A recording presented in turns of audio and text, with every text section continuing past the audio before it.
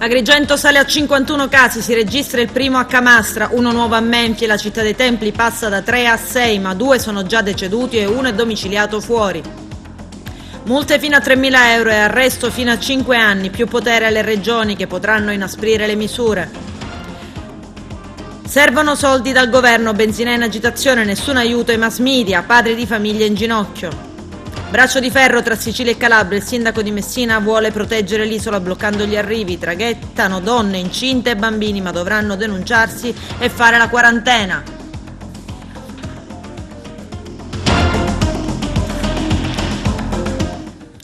Bentrovati gentili telespettatori al nostro appuntamento con l'informazione. La provincia di Agrigento sale a 51 casi di Covid-19. L'ultimo caso è di Camastra e riguarderebbe un bracciante agricolo di 75 anni trasferito all'ospedale di Caltagirone. Nelle ultime ore si è registrato un aumento ad Agrigento che passa da 3 a 6 casi e Menfi che passa da 3 a 4 tamponi positivi. Il servizio del nostro direttore Arturo Cantella.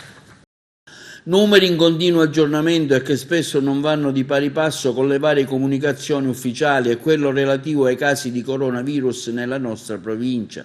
Il dato che però emerge purtroppo è quello di una tendenza in aumento dei casi del Covid-19 in provincia di Agrigento, come ci è stato comunicato nel quotidiano appuntamento in videoconferenza tra la Prefettura di Agrigento e la stampa agrigentina per l'aggiornamento del bollettino. L'ultimo dato fornitoci dalla Prefettura è datato 24 marzo ore 17 e bisogna tenere conto della situazione dinamica in continuo aggiornamento e della differenza degli enti nell'orario di rilevamento e accertamento dei casi. Dopodiché questi sono i dati fornitici dalla Prefettura che si riferiscono al 24 marzo in attesa di un ulteriore bollettino che emetterà la Regione Siciliana. Il numero dei tamponi effettuato è di 613, di cui 50 sono risultati essere positivi. Questi dati dei comuni della nostra provincia: Agrigento 6 casi, Canicattì 2, Favara 3, Licata 3, Menfi 4, Montallegro 1, Palma di Montechiaro 3, Raffadali 1, Ribera 6, Santa Margherita del Belice 1, Sciacca 18, Siculiana 1. Un altro caso positivo riguarda invece un agrigentino che però risiede in un'altra provincia. In queste stime di numeri bisogna fare anche delle considerazioni in relazione al discorso di un continuo e frenetico aggiornamento.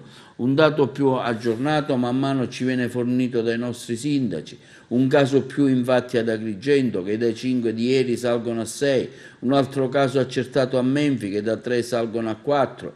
Questi numeri inoltre non terrebbero conto di un altro caso a Camastra che riguarderebbe un bracciante agricolo di 75 anni trasferito all'ospedale di Caltagirone.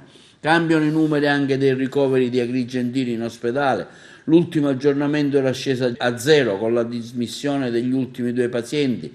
Il numero delle persone ricoverate all'ospedale di Sciacca. Oggi il riferimento però è al 24 marzo alle ore 17, sale a 1. 5 gli agrigentini ricoverati a Caltanissetta, 2 a Caltagirone, 2 a Enna, 1 a Partinico, Trapani e Marsala. Intanto aumenta anche il numero degli agrigentini morti per il coronavirus fuori la nostra provincia.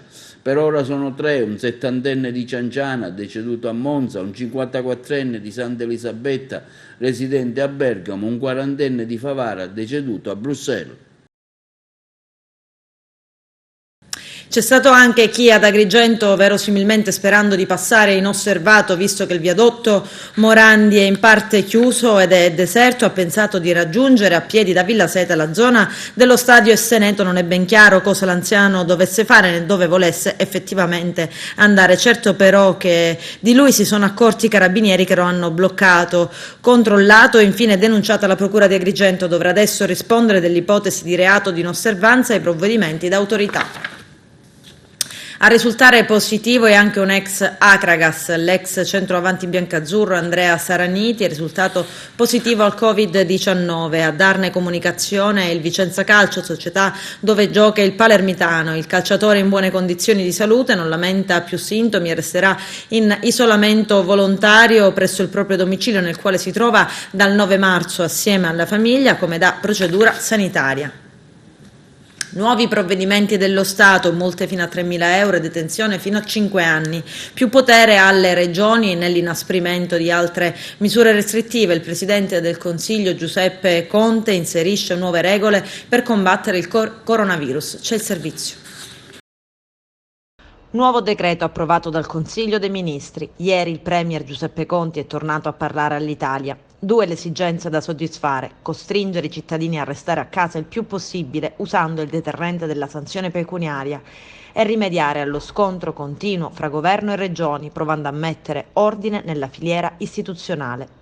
Obiettivo primario: assicurare dunque che le persone restino a casa. Infatti il decreto prevede multe da 400 euro a 3.000 euro per chi non rispetta i divieti di circolazione e le regole di contenimento, stop fino a 30 giorni per le attività commerciali e possibilità per i presidenti di regione di emettere ordinanze più restrittive nei territori a maggior circolazione del virus, purché convalidate entro 7 giorni con il decreto del Presidente del Consiglio dei Ministri, il quale resta l'unica autorità in grado di disporre in via urgente e temporanea misure che comprimano le libertà costituzionali.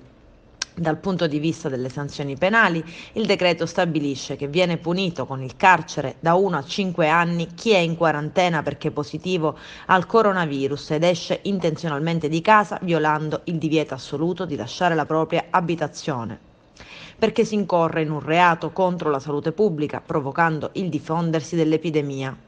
La norma prevede, come abbiamo detto, che le regioni abbiano la possibilità di adottare altre misure anche più restrittive, che sono valide ed efficaci per 7 giorni.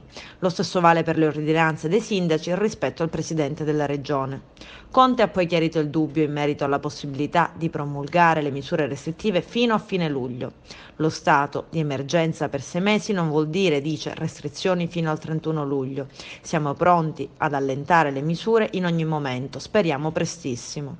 Nessuna prospettiva invece sulle festività di Pasqua. E il Premier Conte torna a precisare che la filiera alimentare sarà garantita, come anche il rifornimento del carburante. La ministra De Miceli adotterà un'ordinanza che consentirà di regolamentare l'orario di apertura in modo da assicurare il rifornimento di tutta la penisola. I benzinai sono in stato di agitazione perché dicono: non siamo più nelle condizioni di assicurare né il necessario livello di sicurezza sanitaria né la sostenibilità economica del servizio. Il nostro direttore Arturo Cantella. I benzinai hanno minacciato di chiudere gli impianti di rifornimento su autostrade, raccordi e tangenziali nei giorni successivi lungo la viabilità ordinaria. I benzinai stanno protestando, hanno fatto sapere i sindacati di riferimento della categoria, che rappresentano 100.000 persone in tutta Italia, per una riduzione delle loro attività pari a circa l'85%, non sono dunque in grado, dicono, di assicurare la sostenibilità economica del servizio e il livello di sicurezza, cosa che ci è stata confermata anche dal rappresentante agrigentino del sindacato Riccardo Di Benedetto della Federazione Italiana Gestori Impianti Stradali Carburanti, associata alla Confcommercio. In una nota i sindacati hanno detto che c'è una categoria di persone che senza alcuna menzione ha finora assicurato e senza alcun sostegno né di natura economica né con attrezzatura sanitaria adeguata il pubblico servizio essenziale di distribuzione di energia e carburanti per il trasporto di beni e persone. Come potranno pagare le forniture o le accise allo Stato, considerato che le vendite già basse nel nostro Paese non arrivano al 25% degli erogati usuali? Come potranno pagare gli stipendi e i contributi ai dipendenti nelle condizioni attuali nelle quali il giro del denaro che li tiene in piedi si è fermato? Come potranno pagare le richieste delle banche che hanno loro concesso dei fidi e che oggi registrano un azzeramento dei movimenti? Il drastico calo del fatturato che in questo momento in Italia coinvolge ovviamente non solo le stazioni di servizio, non è l'unico motivo di sofferenza per loro, che nelle ultime settimane sono state colpite tra l'altro dal calo generalizzato e internazionale del prezzo del petrolio. La Commissione di garanzia sugli scioperi nei servizi essenziali ha chiesto alle organizzazioni sindacali dei benzinai di revocare immediatamente l'astensione dal lavoro, invitando tutti i sindacati in generale a non organizzare scioperi fino al prossimo 30 marzo a causa dell'emergenza in cui ci troviamo. Uno stop progressivo all'attività dei benzinai che era stato proclamato è stato chiesto dalla Commissione Garanzia, dall'attuazione della legge sullo sciopero nei servizi pubblici essenziali e quindi a revocarlo. Anche dal Premier Conte in serata è arrivato un monito, un invito tutti a soprassedere sull'annunciato progressivo stop degli impianti di benzina perché è un servizio essenziale. Troveremo una soluzione con la ministra De Michelis, ha detto Conte, ma non possiamo consentire che si arrivi a un'interruzione di questo pubblico servizio. Intanto, ultima notizia, il ministro dello sviluppo economico Stefano Patuelli ha convocato una conference call con i presidenti delle associazioni di categoria e dei distributori di carburante che avverrà in serata. Da quanto si apprende, l'invito è tutti a soprassedere sull'annunciato progressivo stop agli impianti di benzina perché è un servizio essenziale. Il ministro ha affermato: troveremo una soluzione, ma non possiamo consentire che si arrivi a un'interruzione di questo pubblico servizio. Ti ritieni soddisfatto tu con queste misure che adotterà il governo Conte oppure no? Al momento assolutamente no, le reputo insufficienti e principalmente non chiare. Io ho parlato qualche giorno fa con il mio consulente per sapere cosa fare, cosa avevano previsto, e anche loro non hanno saputo darmi una risposta perché in effetti ancora non ci sono i decreti attuativi. La paura tua qual è? Con questi 600 euro non so cosa farmene oltre che andare a fare la spesa, forse se ne bastano. Se io le dovessi usare per la mia attività non mi basterebbero neanche per pagare la bolletta della luce, che io pago circa 1.000, 1.200, 1.300 al mese di corrente, anche se io non consumo corrente, ma ci sono sempre quelle 300-400 euro di quota fissa. Sono delle spese che ci sono ugualmente anche se stiamo chiusi. È vero che dobbiamo prima pensare all'aspetto sanitario, però ci vuole l'occhio lungo per pensare a cosa accadrà fra 15 giorni, non fra 2 mesi. Penso che fra 15 giorni, se la cosa non si risolve, il 50% delle aziende falliranno o quantomeno andranno tutti in protesta. È fine mese, sappiamo tutti come funzionano i pagamenti. Alcuni fanno finta di non sapere che a fine mese molti fanno dei pagamenti con assegni postdatati, anche se sono vietati, dovranno essere pagati. Ma chi potrà pagarli visto che non si incassa un centesimo? Almeno io non incasso una lira da 15 giorni. Fra voi artigiani vi scambiate le chiamate telefoniche, i pareri? Sì, assolutamente. Siamo tutti nella stessa barca. Non abbiamo potuto consegnare perché nessuno ci avrebbe ricevuto. Lavori lasciati a metà, lavori consegnati tempo fa che i clienti non ci pagano perché per esempio io ho fatto dei lavori ed entrambi sono costretti a stare chiusi. Giustamente mi dicono: ma io come faccio a pagarti se qua non incasso? C'è tutta una serie di problemi che andrebbero affrontati attività per attività, quantomeno categoria per categoria. In questo momento ti senti tu vicino il governo? Ti senti no, tu...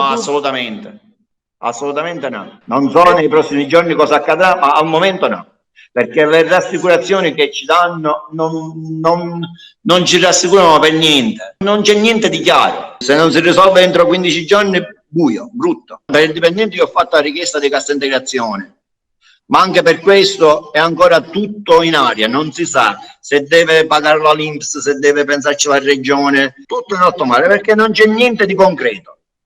Sono solo chiacchiere quelle che abbiamo sentito. L'appello è quello di lavorare concretamente per far sì che tutte queste piccole aziende come la mia e anche un po' più grande della mia non rischino il fallimento, non nell'immediato, però questa cosa si ripercuoterà nell'arco dei prossimi mesi e alcuni non saranno in grado di riprendersi. Fin quando potrà resistere la categoria lavorativa, le partite IVA, il mondo artigiano, secondo te? Per me non più di 15 giorni.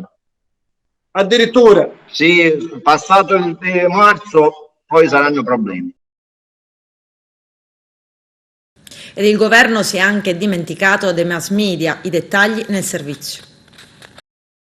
Si è alzato un polverone di polemiche per la mancanza di provvedimenti in favore delle radiotelevisioni locali nel decreto Cura Italia, totalmente dimenticato dal provvedimento del governo che non ha tenuto conto dell'essenziale ruolo informativo dell'emittenza locale in questo particolare momento. Inoltre non si è tenuto conto dell'importanza di un'attività professionale esercitata in una condizione di tante incertezze, perché di ora in ora gli inserzionisti, fonte di finanziamento essenziale dell'emittenza locale, disdicono i loro contratti pubblicitari, poiché gli esercizi commerciali e gran parte delle piccole aziende sono chiuse. E se queste imprese utilizzano la cassa integrazione in deroga per non gravare sui bilanci, le emittenti locali non possono fare altrettanto, perché in questo momento buio devono restare al servizio dei cittadini ed adempiere al loro obbligo e dovere civico di informare. È evidente che se le emittenti radio TV locali vogliono assicurare costante servizio e presenza sul territorio, non possono fare ricorso a sospensioni neppure parziali delle attività né agli ammortizzatori sociali. Mai come ora il loro lavoro è servizio di pubblico interesse, è vicinanza alla gente e comunicare con un'informazione tempestiva e verificata. L'utilità di tale servizio mai come in questo momento è infatti riconosciuta dagli stessi cittadini. Prova ne è la sorprendente impennata degli indici di ascolto del comparto, anche dovuta all'eccezionale incremento del livello produttivo di programmi informativi locali. L'intero sistema ha bisogno oggi di un sentimento di riconoscimento del proprio ruolo che si traduca anche in un supporto per la tenuta e la continuità aziendale. Se essa dovesse venire meno, allora si indebolirebbe tutto e non crediamo sia interesse di nessuno tale circostanza. La contingenza del virus sta facendo emergere un profilo più alto per l'intero sistema radiotelevisivo locale, se vogliamo, con una presenza nell'informazione e nell'orientamento. La tenuta di questo importante servizio locale non può che essere di interesse generale. Senza più introiti pubblicitari e senza un efficace intervento di sostegno si condanna l'informazione radiotelevisiva locale all'estinzione. Tenere aperta la linea e la voce di chi è in questo momento in trincea in prima linea nell'informazione di emergenza è un dovere che non può non essere sostenuto anche per l'utilità pubblica e sociale. Adesso ascoltiamo le lamentele di un semplice padre di famiglia. Guardate. Signor Conte, posso dire una cosa veloce gentilmente, e chi non condivide questo video, secondo me vi sta bene allora per come siete, perché quello che dico io secondo me lo vogliono sapere tutti. Gentilmente, signor Conte, stasera, no domani però, stasera ce lo vuole dire in diretta quando è che mandate i primi aiuti.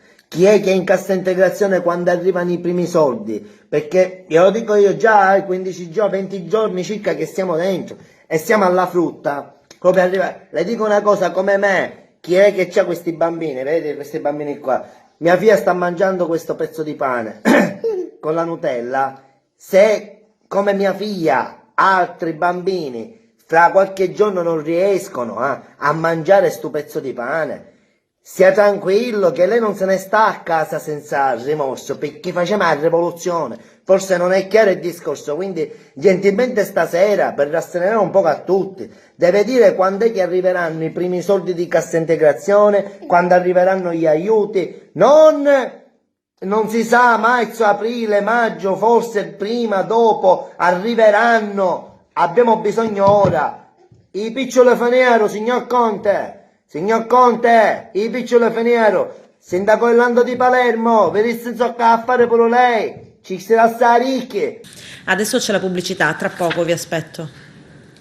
Adesso ci spostiamo sullo Stretto, dove il sindaco di Messina, Cateno De Luca, da giorni combatte la sua battaglia a difesa della Sicilia, non far arrivare chi non ne ha il diritto. Ma dall'altra parte ci sono anche delle donne incinte e dei bambini che hanno deciso di tornare a casa. Queste persone non possono tornare indietro, ma dovranno fare la quarantena e autodenunciarsi dunque il servizio. Sono partiti quando l'ultimo decreto governativo era ancora in itinere e sono arrivati fuori legge in Calabria, nello Stretto, nel tentativo di rientrare in Sicilia. Sono rimasti bloccati a Villa San Giovanni in attesa di prendere un traghetto. Si tratta di centinaia di siciliani che hanno trascorso la notte in albergo a Villa San Giovanni. Ieri sono state traghettate alcune famiglie con bambini e la lista di attesa dai circa 230 di lunedì è scesa ad un centinaio. Ad aspettare di completare il viaggio di ritorno ci sono soltanto residenti dell'isola che dopo la chiusura di cantieri e aziende non hanno un lavoro o un alloggio. Sotto la pioggia e il freddo per ore sono rimasti anche anziani e donne, 2 in avanzato stadio di gravidanza e tanti bambini. Non potevano immaginare che il loro rientro in Sicilia diventasse un'odissea. Per la regione siciliana non ne hanno titolo perché negli ultimi mesi erano domiciliati al nord o all'estero e quindi, in base alle nuove disposizioni per il contenimento del coronavirus, non possono far rientro in Sicilia. Ieri sera c'è stata un'interlocuzione fra il presidente della regione siciliana Nello Musumeci e il governatore della Calabria, spiega all'ADN Cronos l'assessore del comune di Messina Daphne Musolino. A Villa San Giovanni c'erano 50 persone, 50 sono arrivate a Messina e sono state scortate all'Hotel Europa nella zona sud della città dove rimarranno in isolamento. Le altre 100 sono rimasti in Calabria. Sono tutte persone senza autorizzazione, continua l'assessore messinese, e che sono state denunciate. Dovevano tutti recarsi in altre parti della Sicilia, tanto che stanotte nell'albergo dove sono stati portati ci sono stati alcuni momenti di tensione con la polizia perché non volevano rimanere lì. Intanto per gli altri siciliani rimasti sulla sponda calabrese continua l'odissea. Sull'isola non ci devono mettere piede, sostiene da giorni il sindaco di Messina, Cateno De Luca, che assieme al presidente della regione Nello Musumeci di farli sbarcare non ne vuole proprio sapere.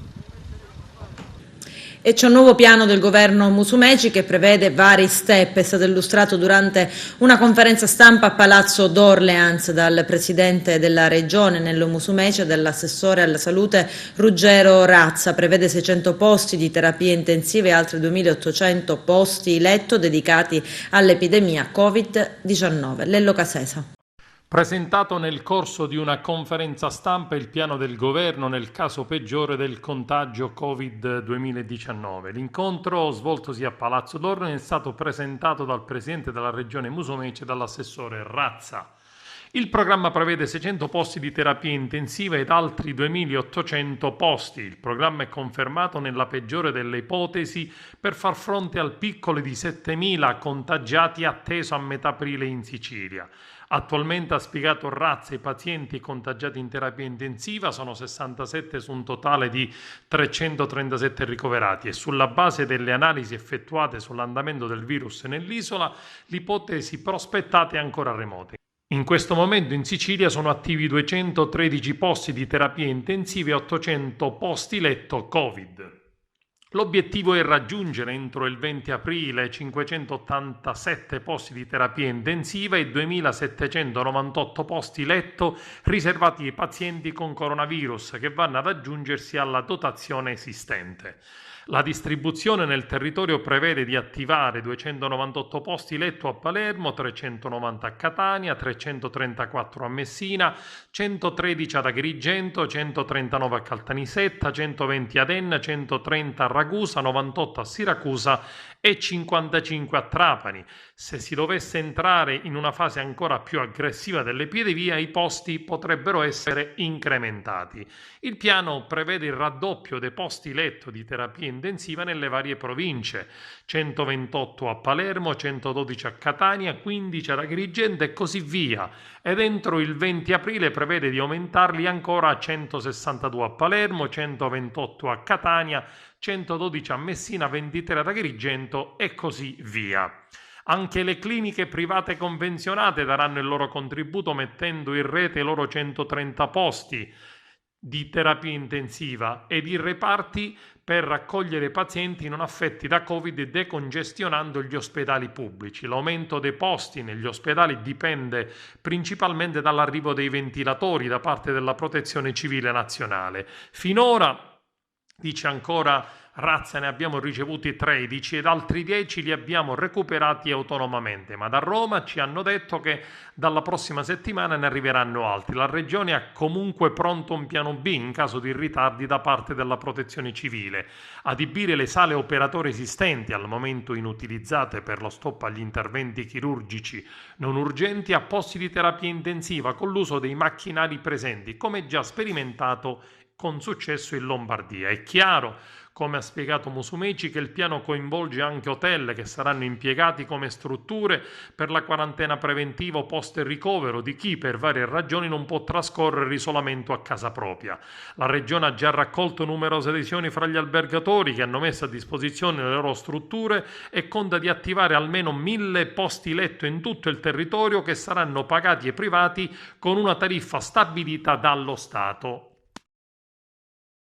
Ad Agrigento il consigliere comunale, docente e pedagogista Rita Monella ha deciso di aiutare tutti coloro che hanno l'esigenza di confrontarsi con un professionista del benessere psichico gratuitamente attraverso Skype e WhatsApp. Rita Monella aggiunge: sono a vostra completa disposizione per ogni vostro bisogno o disagio emotivo. La seduta durerà al massimo 50 minuti e sarà assolutamente gratuita. Il numero da comporre è il 342 19 30 576.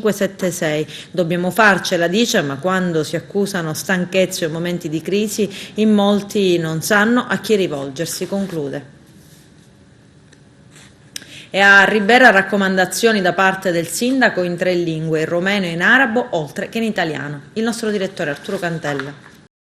In tema di coronavirus, una singolare iniziativa è stata fatta dal sindaco di Ribera Carmelo Pace, un messaggio multilingue diffuso attraverso anche Radio Torre Ribera, storica emittente ribarese, e con un'auto della protezione civile che trasmetteva con un megafono un messaggio multilingue in rumeno e magrebino per via delle comunità che risiedono nel paese crispino, che vedono occupati 1 migliaio di residenti. Una singolare iniziativa che il sindaco Pace ha voluto fare per convincere anche chi poco conosce la lingua italiana a restare a casa per via del coronavirus. Tra le altre misure emanate dal sindaco attraverso un'ordinanza c'è quella di limitare l'apertura dei tabacchini fino alle ore 13, ma anche dell'uso dei distributori automatici che solitamente si trovano all'ingresso degli esercizi, per poter così limitare ancora di più la possibilità di uscire ai cittadini riberesi e convincerli a restare a casa. Cittadini, è il sindaco che vi parla. Vi ricordo che uscire da casa è severamente vietato dalla legge ed è pericoloso per la vostra salute. Sindacul vă vorbește, vă aduc aminte că ieșirea din casă este interzisă de lege, e periculos pentru sănătatea dumneavoastră. أيها الناس، سيندك يتكلم. أخبركم أن الخروج من المنزل في هذه الظروف يمنع منعا كليا لأنه خطر على صحتكم. Si può lasciare l'abitazione soltanto se è realmente indispensabile ed è consentito soltanto una volta al giorno e da soli. Puteți ieși din casă doar dacă aveți nevoie. Ieșiți doar o dată pe zi și doar o singură persoană. يجب عليكم أن تخرجوا من المنزل إلا للضرورة مرة واحدة فردا لا جماعة. Evitate qualsiasi contatto con altre persone. Distanziatevi almeno 1 metro. Este interzis orice contact cu alte persoane. Stați la distanță cel puțin 1 metru. يمنع منعا كليا أن تلتقي مع أي شخص والمسافة المطلوبة بين أي فرد وهو 1 متر. Sono vietati gli assembramenti. Este interzis să stați în grup. يمنع منعا كليا التجمعات. Chi non rispetta queste regole sarà denunciato dalle forze dell'ordine. Cine nu respectă aceste reguli vor fi denunțați al forțelor de ordine. ومن لا يستجيب لهذا القرار سوف يعرض نفسه إلى القضاء.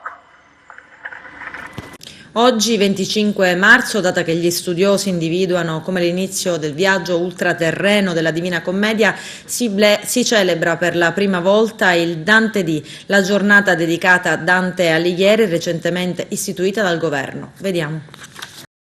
Oggi 25 marzo si celebra per la prima volta il Dante Dì, giornata dedicata a Dante Alighieri, istituita dal governo, il sommo poeta e il simbolo della cultura della lingua italiana. Ricordarlo insieme sarà un modo per unire ancora di più il Paese in questo momento difficile, condividendo versi del fascino senza tempo, orario in cui tutti siamo chiamati a leggere Dante e a riscoprire i versi della commedia, Anche il Comitato di Agrigento ha aderito all'iniziativa promossa dal Ministero dei Beni Culturali.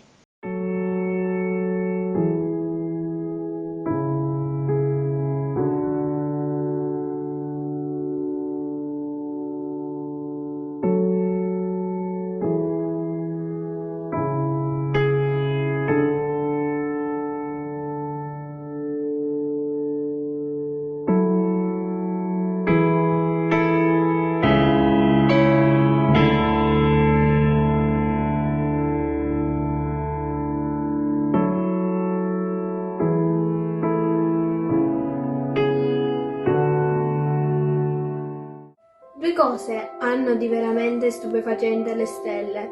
Più sono al buio, più riesci a vederle.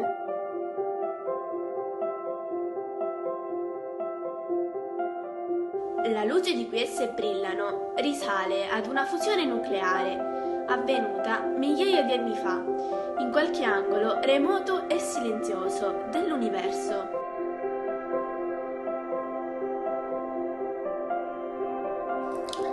Dante ci insegna che anche nella notte più buia e triste è possibile tornare a rivedere le stelle.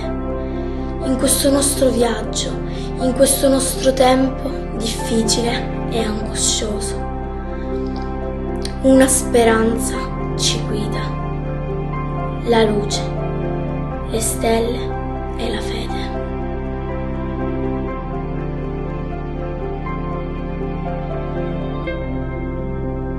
Come Dante che esce dal purgatorio con animo rinnovato e puro, impariamo da questo sacrificio di oggi a salire le stelle, disponibili a fare sempre il nostro meglio per raggiungere la luce.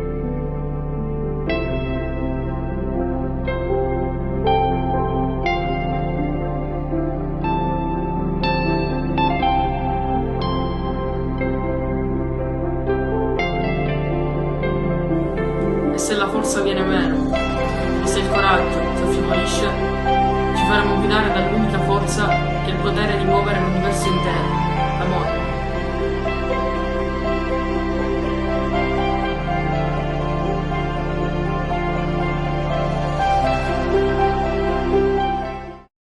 La Corte d'Appello di Catania ha disposto il dissequestro di tutti i beni di Mario Ciancio Sanfilippo. Tra i beni dissequestrati vi sono anche le società che controllano i quotidiani La Sicilia e Gazzetta del Mezzogiorno, le emittenti televisive Antenna Sicilia e Telecolor. Scrivono i giudici nelle 113 pagine della sentenza: non può ritenersi provata l'esistenza di alcun attivo e consapevole contributo arrecato da Ciancio Sanfilippo in favore di Cosa Nostra Catanese. Inoltre, aggiungono i giudici, non può ritenersi provata alcuna forma di pericolosità sociale, né è risultata sproporzione tra i redditi di provenienza legittima e la liquidità utilizzata nel corso del tempo.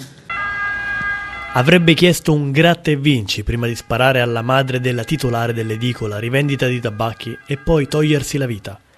Alla base del folle gesto portato a termine ieri mattina, intorno alle 10:30, all'interno di uno storico esercizio situato nel viale San Martino di Messina, ci sarebbe stato il rifiuto da parte del negoziante di vendere il biglietto, così come prevede l'ultimo decreto del Presidente del Consiglio dei Ministri. Un rifiuto che però avrebbe scatenato in Giuseppe Bucalo, 79 anni di Messina, un rapsus di follia. L'uomo ha uscito la pistola, che a quanto pare deteneva regolarmente, e ha sparato 3 colpi.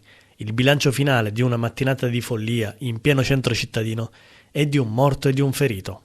Il 79enne sarebbe andato in escandescenza e avrebbe estratto un revolver con il quale ha sparato all'impazzata alcuni colpi. Uno ha centrato la madre della titolare dell'attività commerciale.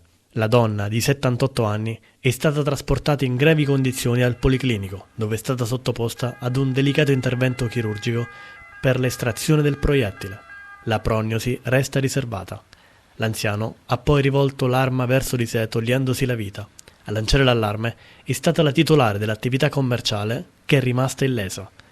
Un dramma che ha scosso l'intera città dello Stretto, già profondamente colpita dall'emergenza coronavirus, con diversi casi di positività già accertati.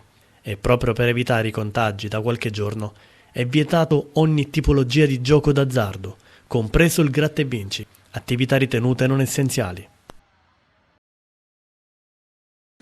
Con questo è tutto, termina qui l'edizione del telegiornale. Grazie per la gentile attenzione e per essere stati con noi. A presto.